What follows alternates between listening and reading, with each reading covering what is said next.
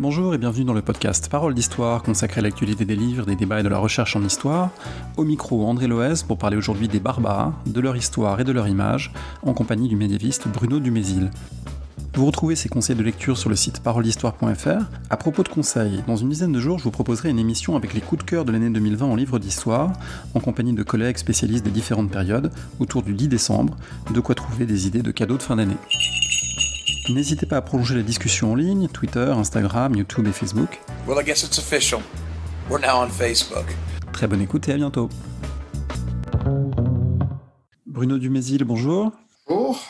Vous êtes professeur d'histoire à Sorbonne Université, vous êtes l'auteur d'une œuvre considérable sur le Haut Moyen-Âge et l'un des derniers ouvrages venant de paraître, c'est la version poche du livre Les Barbares qui était paru au PUF en 2016 et là dans une version pas tout à fait poche mais c'est dans la collection Quadriche, c'est une version un petit peu plus accessible. C'est un livre fascinant sur lequel on peut passer des heures à piocher parmi les entrées, c'est à la fois une histoire et un dictionnaire. Ma première question serait pour vous demander quel était votre souhait en faisant ce travail collectif considérable, plus de 2500 pages, consacré aux barbares. Alors, ce type d'œuvre, c'est comme souvent une œuvre de commande. C'est un éditeur qui nous propose une démarche qui était à l'origine un dictionnaire, puis qui s'est transformée en histoire et dictionnaire, comme c'est souvent le cas aujourd'hui. Donc, ça commence par 150 pages de présentation générale qui permettent de rentrer dans les entrées. C'est aussi une négociation au sein d'un comité éditorial. On se met à plusieurs parce qu'on ne peut pas tout connaître sur les barbares. Depuis la naissance du terme barbare vers le 6e, 5e siècle avant notre ère, jusqu'au XXIe siècle, puisqu'on s'est arrêté avec les utilisations actuelles. Donc, c'est un projet général, pas véritablement de refaire une histoire des barbares, mais du concept de barbare, c'est-à-dire comment on l'a utilisé, comment on l'a créé, comment on l'a développé, quelle signification il recouvre à travers le temps, et quelles sont les utilisations actuelles entre le terme de barbarie qui envahit les médias et le terme de barbare pour désigner tel peuple et pas tel autre. Où est-ce qu'on place exactement la frontière entre civilisation et barbarie ? Alors, il faut évidemment passer par cet effort de définition, même si vous faites une introduction dans laquelle vous dites que finalement c'est impossible à définir de manière parfaitement objective. C'est toujours une question de perception, cette ligne de partage entre civilisation et barbarie, mais malgré tout, est-ce qu'il y a des traits récurrents qui servent à définir le barbare et est-ce qu'on peut les identifier, les présenter pour cerner les contours de votre ouvrage ? Alors, c'est vrai que c'est impossible à définir, puisque par définition, le barbare, c'est l'autre. Dès qu'une civilisation de référence se constitue, on a besoin de poser l'autre qui permet de se définir soi-même. C'est ce que l'on n'est pas. Alors, ce qui m'a le plus surpris en travaillant sur ce livre, c'est qu'on a travaillé avec des spécialistes du Japon, de la Chine, et en fait, toutes les grandes civilisations de type étatique vont construire leur propre barbare. Donc, il y a quand même des traits récurrents qui sont apparus finalement. C'est peut-être les Égyptiens qui, les premiers, définissent les 9 arcs. Donc, les peuples entourant l'Égypte et qui vont avoir les traits qui sont déjà annonciateurs du barbare, proches de l'animalité. Donc, c'est toujours un autre, mais qui est un autre pas totalement humain. La différence géographique, la différence climatique, la différence de couleur de peau qui va être exaltée. Pensons aux sandales de Toutankhamon, où on va voir des populations qui seront présentées comme orientales ou des populations nubiennes. Donc, il y a toute une série de critères qui sont là. Et puis, un thème encore très actuel, c'est le mur. Vous avez de temps en temps la frontière qui est matérialisée pour montrer où est le barbare, où est le civilisé. Alors il y a, si je ne me trompe pas, 135 auteurs, plus de 500 entrées. Dans ces entrées, on trouve, vous l'avez dit, à la fois des éléments sur tel ou tel peuple, mais aussi beaucoup de choses sur l'image du barbare. La couverture elle-même appelle à réfléchir à l'image du barbare, puisque d'une certaine façon, et on le voit quotidiennement, ne serait-ce qu'avec une série récente diffusée sur Netflix, Barbaren, les barbares, série allemande, les barbares sont inséparables de leur image, d'une construction iconographique également. Alors, comment vous avez choisi cette couverture de l'ouvrage, qui est un tableau du 19e siècle, et comment est-ce qu'on peut l'analyser ?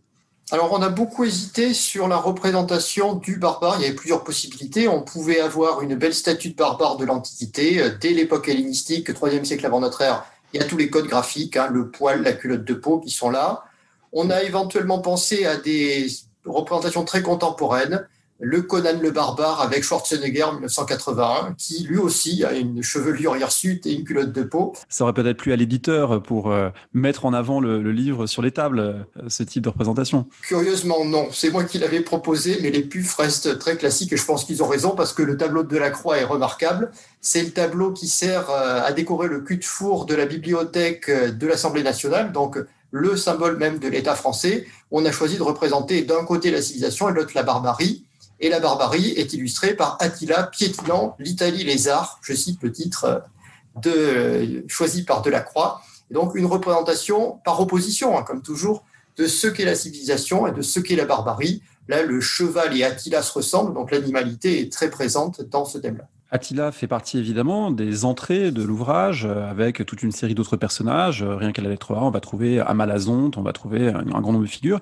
Et puis on va trouver ces noms de peuples. Alors je ne les ai pas comptés, mais ils sont très nombreux. Il y en a au moins une cinquantaine. Les Pictes, les Péchénègues, les Alamans, les Huns, les Vandales, etc. Travailler sur ces peuples, c'est à la fois les identifier et dire qu'ils ont été conçus à un moment comme barbares, mais c'est aussi parfois faire un effort pour les dénaturaliser, pour montrer que ils n'ont pas toujours la cohérence que les auteurs anciens ou l'imaginaire historique leur prêtent. Parfois, ils sont composites, parfois, ils n'ont pas, ce n'est pas une tribu parfaitement homogène.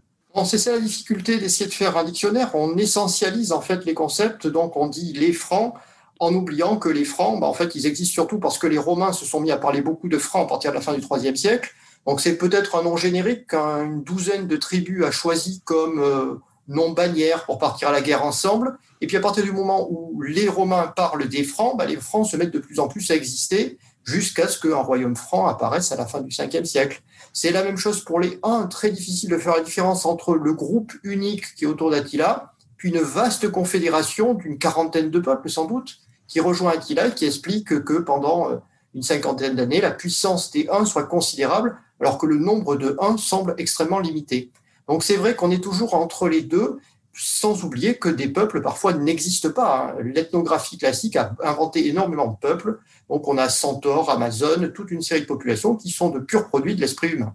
Avec peut-être des peuples qui sont à la limite entre les deux, c'est-à-dire des peuples dont les noms sont attestés, qui renvoient à des populations réelles, mais qui sont tellement mythifiés par les auteurs qui en parlent que finalement, ils en viennent à avoir une existence semi-imaginaire. Je pense aux Scythes, qui sont bien connus, notamment à travers les travaux de François Hartog sur Hérodote. Les Scythes, c'est un peuple qui est vraiment à la limite de l'humanité dans la façon dont les auteurs anciens les décrivent. Oui, et les auteurs anciens sont lus par les auteurs médiévaux. Donc les Scythes continueront de vivre longtemps après la disparition des véritables Scythes de Crimée. Vous aurez au 5e siècle les Huns appelés tout le temps Scythes, puis au 7e, 8e siècle, les Avars de la plaine danubienne sont appelés Scythes, qu'on appelle également Huns. Et les Hongrois seront également appelés Scythes. Donc il y a une somme de stéréotypes pour certaines populations. Ici, c'est les nomades de la steppe, proches du cheval, utilisant la technique de l'arc réflexe, qui vont toujours être repris, à tel point que parfois les mêmes mots vont revenir, alors que des peuples ont parfois disparu. Évidemment, parler des barbares, c'est aussi parler des auteurs qui les ont évoqués, on a commencé à le dire, et donc parmi les entrées du livre, on trouvera Tacite, Grégoire de Tours, Hérodote. Étudier ces auteurs, c'est aussi trouver chez eux souvent une tension entre deux traits, entre d'un côté parfois un vrai souci ethnographique, le besoin de décrire, de cataloguer, de s'intéresser à l'autre, et puis aussi parfois des formes d'exagération et ces fameux stéréotypes que l'on va retrouver. Donc là aussi, ces auteurs, ils sont indispensables pour connaître les barbares, mais il faut aussi être capable de prendre de la distance avec eux. Oui, il faut prendre de la distance avec les auteurs et avec parfois leur réception. C'est-à-dire que Tacite écrit un livre remarquable sur la Germanie autour de 100 de notre ère, mais qui est un livre pour les Romains. Un livre expliquant ce que c'est que les Germains, mais pour montrer que les Germains sont plus purs, plus généreux, en fait meilleurs que le monde romain. C'est-à-dire c'est un livre de critique à l'égard du monde romain. Mais Tacite a été peu lu en son temps. Ce qui est important, c'est que le manuscrit, l'unique manuscrit de Tacite, a été retrouvé à la Renaissance, et là fait un succès extraordinaire. Et on le lit complètement décontextualisé en se disant que les Germains, c'est le paradis sur Terre. Et donc, vous avez à l'époque humaniste en Allemagne toute une série de penseurs qui présentent Tacite comme étant une source directe sur ce que peut être le barbare de Germanie. Et la série de Netflix que vous évoquez va reprendre un certain nombre de ces pensifs. Là, c'est plus la réception d'un auteur qui compte que l'auteur lui-même, qui en son temps faisait un récit qui était très crédible, du moins très compréhensible, par ses contemporains. Les barbares sont généralement marqués par l'altérité géographique, parfois de l'autre côté d'une muraille, souvent perçus comme étant d'un autre climat, qui parfois explique d'ailleurs pourquoi ils sont différents, pourquoi ils sont barbares. Il y a aussi toute une série de marqueurs physiques, on pourrait dire, et votre livre les traite à travers toute une série d'entrées, les cheveux et les poils, la forme des crânes, les tatouages parfois. Cette visibilité du barbare, c'est aussi un thème récurrent. C'est un thème récurrent depuis l'art gréco-romain. En fait, c'est les codes de l'art hellénistique qui vont fixer toute une série de traits qui permettent de voir le barbare. Alors, la pilosité, c'est le plus facile à montrer, mais vous avez également la couleur de peau ou les Pictes, les fameux Pictes d'Écosse, qui se teignent la peau, qui font des tatouages. Vous avez également le thème de l'automutilation. La pensée gréco-romaine déteste qu'un homme touche à son propre corps. Donc tout ce qui ça va être circoncision, lacération rituelle, va être perçu comme étant le signe de l'altérité absolue. Donc le barbare, on peut le voir. Et c'est ça qui est intéressant, c'est qu'un certain nombre de populations qui n'auront pas de marqueurs physiques vont se faire désigner par des marqueurs physiques parfois complètement inventés, parce qu'on a besoin quand même de penser que le barbare est autre physiquement, ce qui permet de le dénoter comme étant autre moralement, bien sûr. Parmi ces marqueurs, il y a également l'alimentation qui est quelque chose de fondamental dans la perception qu'un groupe a de lui-même et qu'il a des autres. Est-ce qu'on mange la même chose? Est-ce qu'on a le même rapport aux aliments? Et là aussi, il y a un certain nombre d'éléments que vous traitez, notamment l'hypophagie, et puis plus largement le fait que les cultures alimentaires sont perçues par beaucoup d'acteurs à l'époque comme des marqueurs puissants. Au 5e siècle, on a un texte en Gaule d'un Romain qui est obligé de cohabiter avec des barbares, qui sentent l'ail, qui se plaint des odeurs d'oignons, d'ail, des populations qui sont présentes sous son toit. Et du coup, c'est aussi quelque chose qui construit cet imaginaire. Oui, oui, on a ces témoignages du 5e, 6e siècle avec des barbares qui s'enduisent de beurre alors que tous les civilisés s'enduisent d'huile d'olive. Mais en fait, c'est propre à toutes les civilisations. Les Chinois développent la théorie des deux barbaries. Le barbare cuit et le barbare cru. Le barbare cru ne faisant pas cuire ses aliments étant donc très proche de l'animal. Le barbare cuit, on pourra peut-être l'intégrer à l'Empire parce qu'il fait déjà cuire, donc il se rapproche. Et puis, vous avez ces magnifiques traités qui sont envoyés par les Byzantins, qui sont des traités de cuisine qui accompagnent les alliances, parce qu'on propose un mode de cuisson et de préparation des aliments à la méditerranéenne, aux barbares, à qui on propose une alliance militaire pour leur dire maintenant, vous allez retrouver la civilisation, et donc, s'il vous plaît, faites bouillir les aliments, parce que frire, c'est très mal, etc. Donc oui, l'aliment est important. L'odeur qui se dégage de l'aliment aussi, puisque vous avez toute une réflexion sur l'ail dans la barbarie. Est-ce qu'on peut utiliser ou non l'ail? Il y a un certain nombre de cultures considérant que c'est le marqueur même de la barbarie. Pour faire un contrepoint à ces auteurs qui souvent relaient ou construisent des stéréotypes, eh bien évidemment depuis longtemps, mais c'est particulièrement vrai depuis peut-être 2 générations, l'archéologie vient compenser, vient compléter, vient apporter des données aux chercheurs pour construire parfois une autre image du barbare. Alors cette archéologie, elle est intégrée dans votre travail à travers des objets, des types d'objets comme le scramasax, le carnix, à travers aussi des séries comme la vaisselle métallique. Il y a toute une série d'entrées qui vont venir interroger ces objets et la manière dont ils permettent de réinterpréter la façon dont vivaient certaines populations. Alors c'est vrai, on a essayé de travailler sur des objets icônes, soit l'armement, parce que l'armement, à partir du 19e siècle, est mis en avant comme étant un élément symbolique de chaque population. C'était déjà présent dans les sources anciennes, mais c'est le 19e siècle qui vraiment met les armes sur le devant dans les musées. Et puis également sur des objets qui parfois n'existent pas. On s'est amusé à faire une entrée, crâne, entre parenthèses, boire, dents. Parce que le crâne qui sert de coupe à boire, pour les lecteurs d'Astérix, c'est vraiment le symbole même de la barbarie. Or, ce type d'objet n'est pas connu pour les cultures pour lesquelles il est évoqué. Hérodote l'a évoqué à propos des Scythes, ça va revenir à propos d'un certain nombre de populations, les Lombards, puis les Scandinaves. Il est évident que là, l'archéologie permet de voir le réel et le fantasme qui sont deux versants de la barbarie. Alors ensuite, bien entendu, l'archéologie nécessite aussi de la contextualiser. Donc on a fait un certain nombre d'entrées sur des archéologues importants qui parfois ont voulu définir des cultures matérielles très nettes. C'est le cas de Gustave Cosina, qui présente l'idée que chaque objet correspond à un peuple. Aujourd'hui, on est beaucoup plus rétif à se dire qu'on peut positionner les peuples exactement sur la carte. C'est plutôt un continuum de pratiques. Et c'est vrai que les peuples, on arrive à les voir, mais chaque objet ne correspond pas forcément à une population. Vous avez parlé de Walter Cosina, plus largement, il y a une attention très forte qui est portée à l'historiographie, puisque ce livre, paru d'abord en 2016 et paru aujourd'hui dans une autre édition, mais il arrive au terme, évidemment, d'une longue construction historiographique qui a d'abord vu les chercheurs et les auteurs parfois reproduire un certain nombre des clichés ou des stéréotypes transmis, puis les mettre à distance, construire eux-mêmes des concepts de plus en plus complexes pour réinterpréter ce qu'on a appelé d'abord les grandes invasions, qui a ensuite été remodélisé, repensé.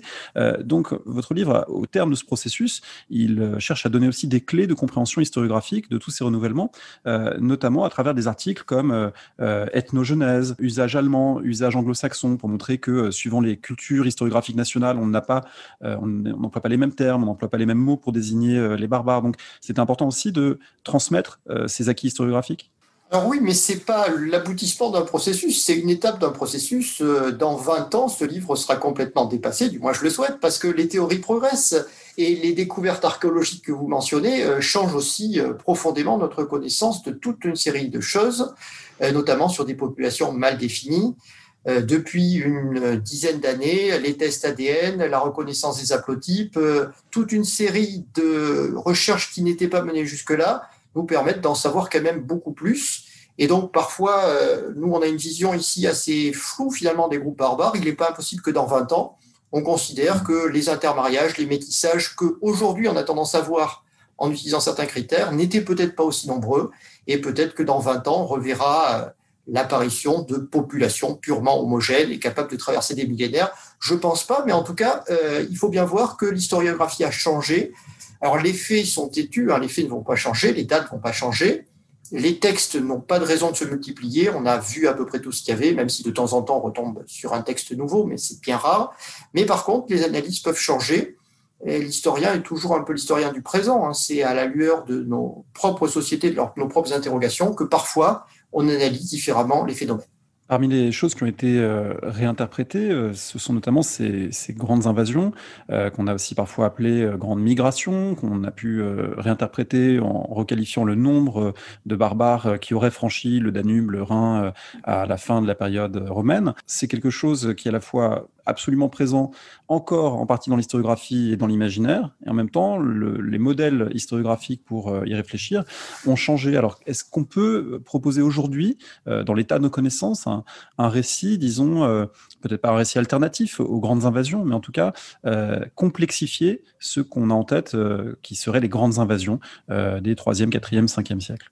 Alors la tendance actuelle est en fait à régionaliser, à considérer qu'on ne peut pas tout comparer, que le phénomène de grandes invasions ou de Volker-Wanderung ou de Migrationsperiode, qui étaient les termes utilisés jusque-là, ont tendance à généraliser un phénomène qui est très complexe.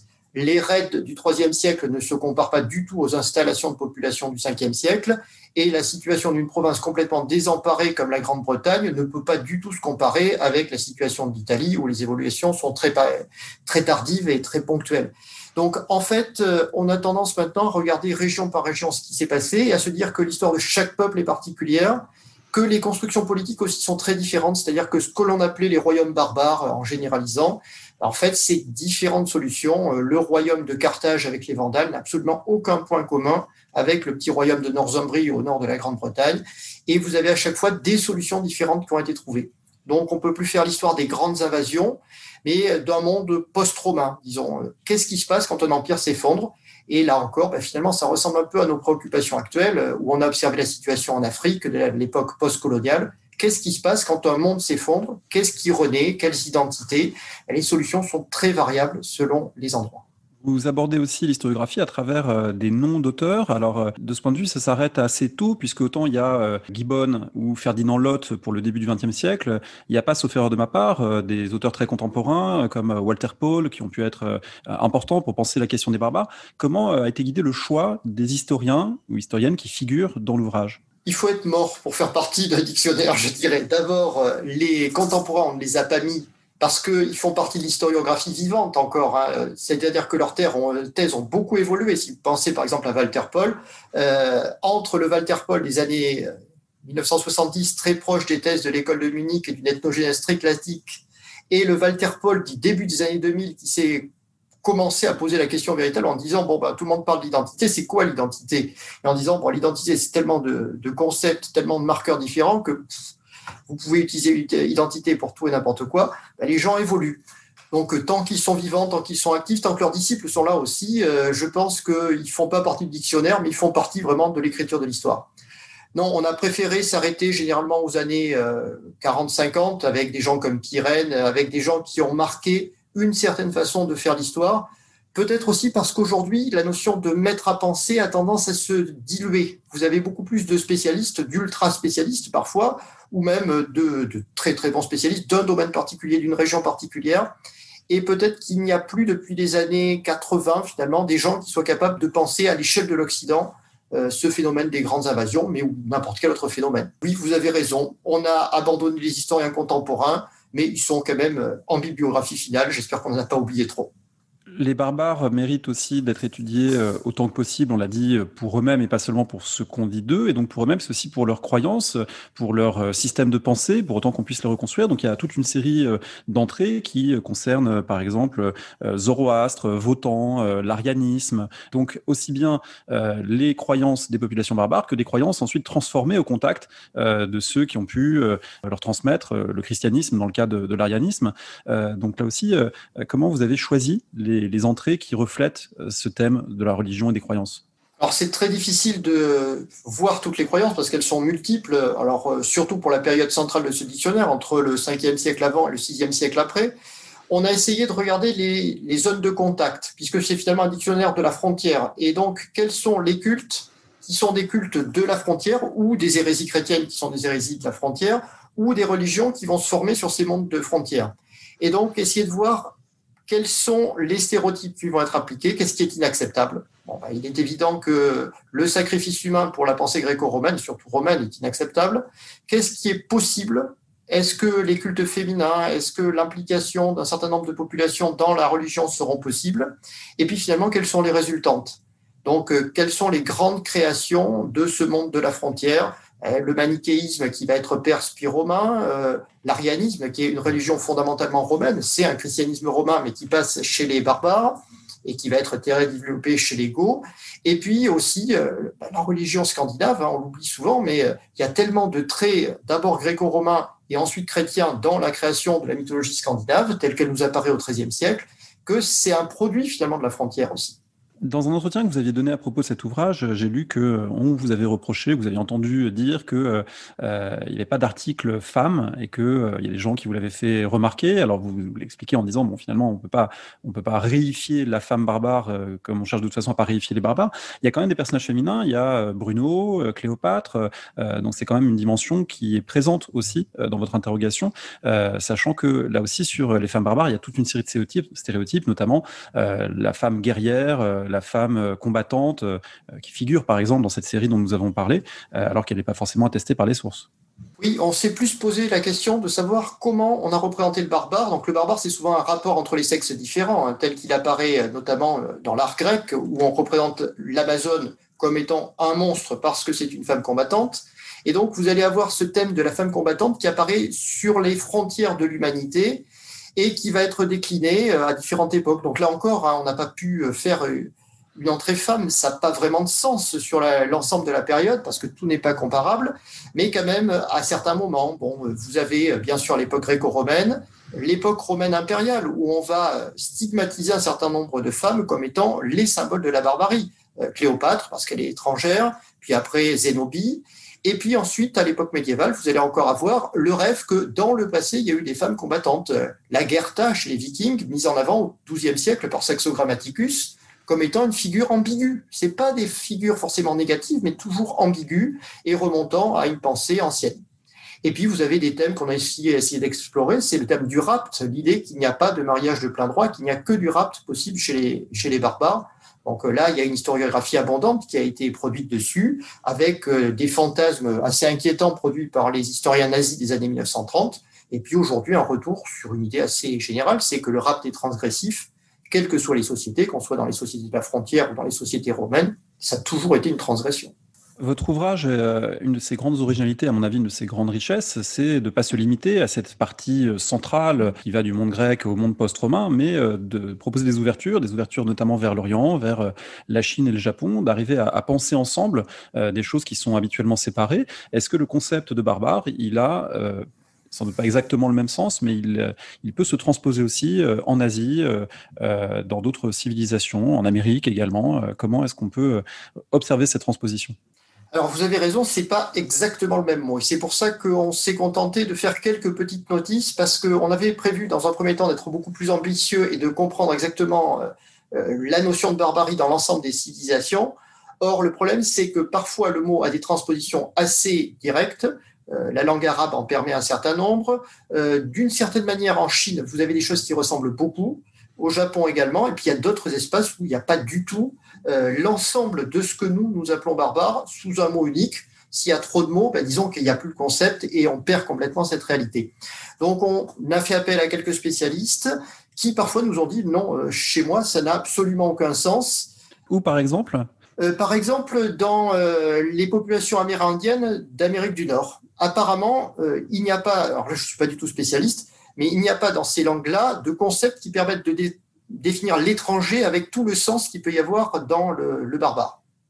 Alors que du côté du Japon, les Aïnous seront victimes des stéréotypes qui sont vraiment très comparables à ce que nous avons du côté du monde gréco-romain. Donc oui, on aurait dû faire des notices pas vides, mais des notices pour dire que là, ça ne s'applique pas. Finalement, c'est tout aussi intéressant de voir quand un concept ne fonctionne pas que quand il fonctionne. Pour la Chine et le monde romain, il y a sans doute aussi quelque chose qui est intéressant à mettre en parallèle, c'est le fait qu'on a deux empires territoriaux et sédentaires qui font face, par certains côtés, aux peuples des steppes cavaliers nomades, qui sont plus remuants, plus turbulents et perçus comme autres. Et là, on est sans doute aussi aux deux extrémités d'un même continuum historico-géographique.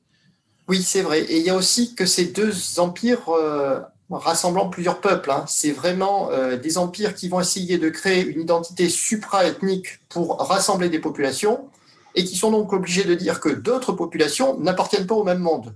Et donc de tracer une ligne qui n'existe nulle part.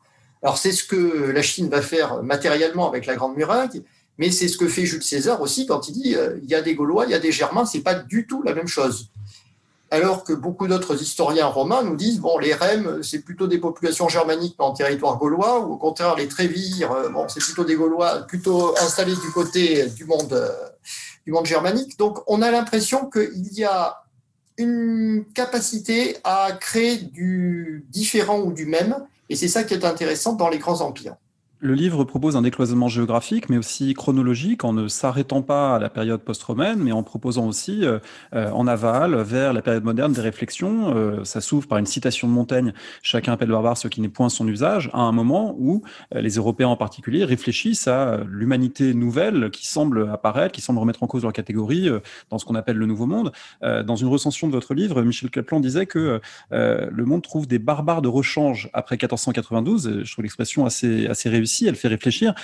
Comment vous avez intégré aussi cette continuité à la fois du concept et en même temps ces renouvellements à partir notamment de la découverte de l'Amérique? Oui, alors on a essayé de parler un peu de cette période moderne. Il y a finalement un discours sur la barbarie qui est assez constant à l'époque moderne dans certains secteurs. Le turc, notamment, va apparaître comme le barbare dans un certain nombre de textes du XVIe, XVIIe siècle. Mais le glissement se fait, et à partir du milieu XVIIe, XVIIIe siècle, le discours sur la barbarie n'est plus aussi vif qu'autrefois. Et on a été un peu déçus ou rassurés, selon le point de vue, en voyant que le discours sur l'autre change un peu. Soit on va parler du sauvage, et le sauvage n'est pas le barbare exactement, hein, parce que là on réfléchit sur un état de nature. Soit on va parler d'un autre, mais d'un autre qui vous ressemble. Et c'est toute la pensée de Montesquieu avec les lettres persanes, qui est le regard de l'autre sur nous-mêmes, ce qu'annonçait déjà Montaigne, c'est-à-dire une réflexion inversée sur le centre en Europe ou le centre ailleurs. Et dans ces cas-là, finalement, le discours sur le barbare se réduit à quelques populations. Mais on le verra renaître au XIXe siècle, dans la période coloniale, où le terme de barbare, à nouveau, devient surabondant et viendra qualifier des populations récurrentes, généralement africaines, mais également amazoniennes, où là, on retrouvera tous les stéréotypes. Un des grands plaisirs, on le disait au départ, de votre ouvrage et qui fait qu'on peut vraiment s'y balader et s'y perdre des heures durant, c'est que il ne sépare pas l'histoire savante de la pop culture, des représentations plus ordinaires, parfois ludiques du barbare, aussi bien au cinéma, dans le jeu vidéo, également dans la littérature. Vous avez notamment écrit l'article Tolkien, qui est évidemment très important dans l'imaginaire contemporain. Alors, comment, là aussi, vous avez chercher à montrer la diversité de ces usages, de ces représentations du barbare? Est-ce que c'était d'ailleurs une source d'intérêt, de plaisir d'écrire ces notices un peu différentes, hein, pour un médiéviste, d'écrire une notice sur Conan le barbare, Tolkien ou encore Star Trek, que sur évidemment les sujets parfois plus techniques et arides qui sont le lot quotidien? Oui, alors c'était un grand plaisir. Et puis, en même temps, il faut quand même se dire que si on étudie Montaigne, qui a lu Tacite et Suétone, il est tout aussi intéressant de lire Tolkien, qui a lu Tacite, Suétone et les autres. Les grands auteurs de l'heroic fantasy du XXe siècle, du moins du premier XXe siècle, on pourra discuter sur ce qui se passe à partir des années 70-80, mais sont souvent de grands philologues et sont souvent des grands professeurs d'Oxford et de Cambridge. Donc, il n'y a pas véritablement de rupture de mon point de vue, puisque cette culture est partagée par les historiens de l'art, on a essayé aussi de faire des entrées d'histoire de l'art, et par ces auteurs qui font des textes différents. Donc c'est vrai que c'est ludique, et ça permet de voir aussi que finalement, quelle est la différence entre Star Trek, que tout le monde a vu dans les années 70-80, et les Arcs de Triomphe à Rome, qui ont aussi pour volonté de montrer à tout le monde exactement ce que c'est le barbare. Donc vous avez une culture de masse, et je crois qu'il faut réhabiliter la culture de masse. La Germanie de Tacite, un manuscrit. Il faut bien le rappeler, un manuscrit. Par contre, la Germanie de Tacite imprimée, des milliers d'éditions à partir du XVIe siècle. Donc c'est finalement ça qui compte. Et de la même façon, est-ce que finalement, Le Seigneur des Anneaux ou Game of Thrones ne serait pas plus important pour la culture européenne actuelle que le dictionnaire des barbares, certes important, je n'en doute pas, mais imprimé à quelques milliers d'exemplaires. Donc la culture de masse a du sens, je pense, et il faut la réhabiliter. Je voulais vous poser une question sur sa présentation contemporaine parce que beaucoup de gens s'intéressent aux barbares. Est-ce qu'ils s'intéressent toujours aux barbares pour des bonnes raisons? On a parlé tout à l'heure du nazisme qui projetait toute une série d'imaginaires très, très, très sombres, évidemment, sur les barbares. Aujourd'hui, l'heroic fantasy, elle est à la fois un espace ludique d'exploration. On se demande aussi parfois, moi, ça m'est arrivé de croiser sur Internet des sites ou des pages de gens qui se projettent dans les Vikings, par exemple, parce qu'ils y voient une sorte de force primitive d'une Europe plus pure, par opposition au monde métissé qui serait le nôtre. Donc, est-ce qu'on s'intéresse toujours aux barbares pour de bonnes raisons politiquement aujourd'hui? On s'intéresse aux barbares pour de multiples raisons. En fait, le barbare n'est plus un objet comme il a pu être à certains moments, notamment au XIXe siècle, réservé à une certaine couleur politique ou à une certaine couleur idéologique. Il y a de multiples barbares. Il y a une grande diffraction entre une extrême droite, mais finalement relativement limitée, des groupuscules néo-nazis qui continuent d'utiliser le viking notamment comme étant un symbole de l'extrême pureté, et également des groupes New Age qui vont utiliser le viking au contraire pour montrer la solidarité, la vie en groupe. Voir le féminisme. C'est ce que j'allais vous dire, voir le féminisme, où vous allez avoir désormais, alors ça c'est une grande surprise quand même dans toutes les séries actuelles, des femmes barbares qui apparaissent sur le devant de la scène, avec une théorie qui est une vieille théorie de Bachofen du XIXe siècle, disant qu'un matriarcat primitif a existé dans ces sociétés, et que donc les femmes avaient le pouvoir chez les barbares. La sociologie évolutionniste, on n'y croit plus trop, mais curieusement, la culture de masse l'a adoptée en considérant que ici, on avait des sociétés égalitaires entre les sexes. Pensez par exemple à Torgal, la grande série de bande dessinée qui a eu aussi son grand succès parce que ça présentait une société viking égalitariste avec des femmes ayant un pouvoir considérable et en position de femmes guerrières. Donc, est-ce que le barbare a une couleur politique? Non, mais le barbare attire toujours quand on a un sentiment de dégénérescence ou de décadence. Et donc, c'est un retour toujours à un état primitif qui est forcément meilleur puisque c'était toujours mieux avant. Et donc, selon votre opinion, vous verrez dans le barbare ce que vous n'êtes pas. Et c'est toujours finalement la continuité depuis le 5e siècle avant notre ère. Le barbare, c'est ce qu'on n'est pas ou ce qu'on n'est plus. Et dans ces cas-là, le passé était meilleur et vous inventez votre passé à la lumière de ce qui vous manque dans votre présent. Le livre est paru dans sa première édition en 2016. Est-ce que, en regardant sa réception, est-ce que, en vous y replongeant, vous avez peut-être pas des regrets, mais est-ce que il y a des choses que vous auriez envie de faire différemment, des notices que vous auriez envie de rajouter, ou finalement vous êtes content de ce livre tel qu'il est? Non, c'est très difficile à conceptualiser ce genre de choses puisque on parle d'un terme qui n'a pas de réalité derrière. Ce n'est que de la représentation. Donc, il y a d'autres entrées qui auraient pu être créées. Alors, certains de mes collègues m'ont dit « Ah, ben, le peuple sur lequel je travaille et je passe mes journées n'est pas là. Pourquoi ?» Parce que je ne peux pas tout mettre non plus. Et puis, bon, c'est un peu difficile. Ce que je regrette, c'est qu'on n'ait pas eu les moyens de faire une cartographie un peu plus ambitieuse. Alors, on a essayé de faire quelque chose en cartographie, c'est de ne pas faire de zonage de couleurs, de ne pas dire telle zone, ça appartient à tel peuple, mais de poser les mots, ce qui est quand même un choix en soi. Mais on aurait pu aller plus loin, je pense, et quand même essayer de montrer la géographie réelle, et je pense que la géographie imaginaire est tout aussi importante. Parce qu'on a des cartes du monde de l'Antiquité tardive montrant des populations barbares qui n'existent pas, et c'est finalement aussi intéressant. De la même façon que chaque livre d'Heroic Fantasy montre un univers avec un centre, une périphérie, c'est aussi important. Et donc, je pense que la part de l'imaginaire est peut-être pas assez importante, mais c'est difficile de faire l'équilibre entre le réel et l'irréel dans ce genre de livre. Est-ce qu'il y a des notices originales dont vous seriez le plus fier ou que vous voudriez citer pour donner envie d'aller plonger dans ce livre très riche? Je vous ai déjà cité celle Boire dans les crânes, donc on ne peut plus la citer, mais est-ce qu'il y en a d'autres qu'on peut mettre en avant?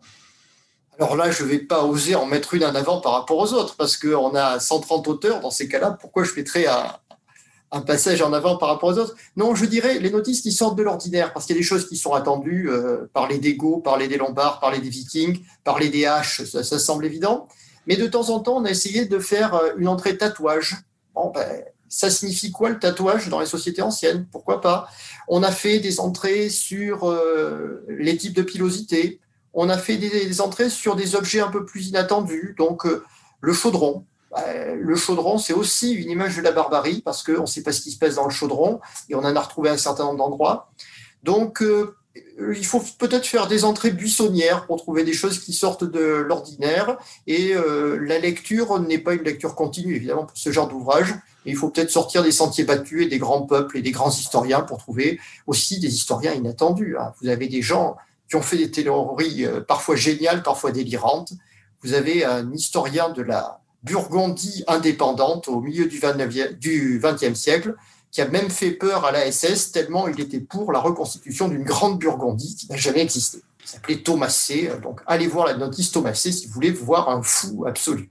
Pour terminer, vous avez une œuvre de médiéviste savant, vous avez aussi une œuvre de vulgarisateur chez Opuf dans la collection Histoire personnelle de la France, également dans la collection Histoire dessinée de la France, où vous avez coécrit le volume absolument délicieux de mon point de vue, Les temps barbares, où justement on retrouve Gustave Cossina et on retrouve ces questionnements sur le passé et la manière de représenter le passé. Est-ce que c'est important pour vous de varier les modes d'exposition du savoir sur ces périodes, effectivement souvent très stéréotypées?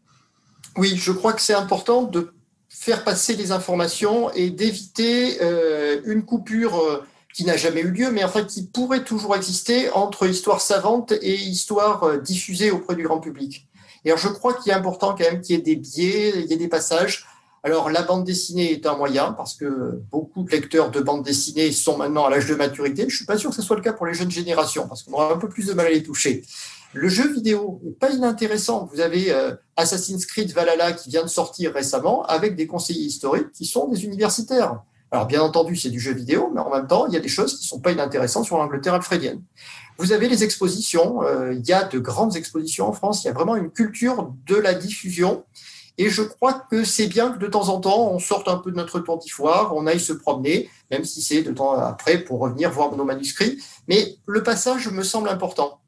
Et aussi montrer qu'il a toujours existé et que si les Vikings ont des casques à cornes, c'est parce que des historiens très savants du XVIIe siècle pensaient que les Vikings avaient des casques à cornes et que la coupure, elle n'est jamais trop bonne.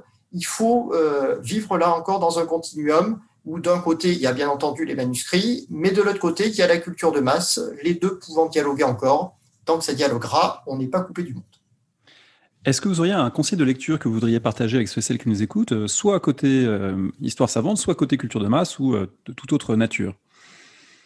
Alors, moi, je conseillerais de lire les premiers textes de l'Heroic Fantasy.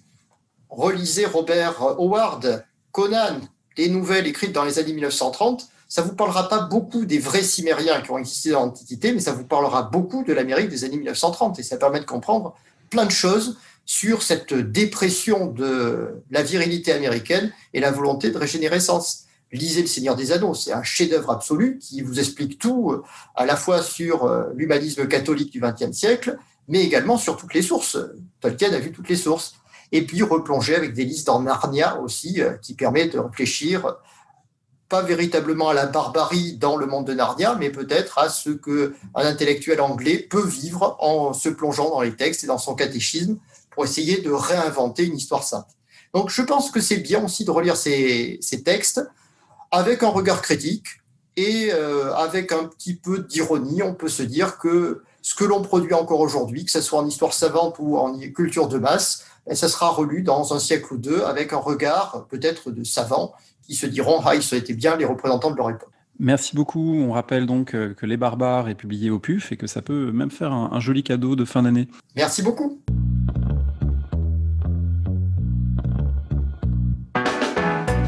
Merci de nous avoir écoutés. Rendez-vous sur le site www.paroledhistoire.fr pour toutes les informations sur le podcast, pour vous abonner, écouter ou télécharger les autres émissions.